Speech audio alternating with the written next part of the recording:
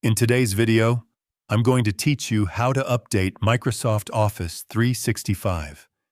Keeping your Office applications up to date is essential for maintaining performance, accessing new features, and ensuring your software stays secure. In this guide, I'll walk you through a simple and reliable way to update Microsoft Office 365 on your Windows computer. To get started, the first thing you should check is your system's update settings. Begin by opening the Settings menu on your computer.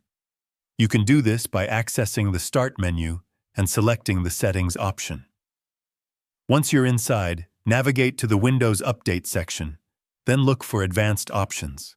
Here, you'll find a setting that allows your device to receive updates for other Microsoft products alongside regular system updates. Make sure this option is turned on so your Office apps can update automatically in the future. After confirming that setting, you can close the Settings window and proceed to open any Office application installed on your device. This could be Word, Excel, Outlook, or any other app included in the Office suite. Once the app opens, look for the Account section, typically found on the left-hand side of the screen, and click on it. Within the Account page, you will see an option related to Office updates. This section manages how updates are handled.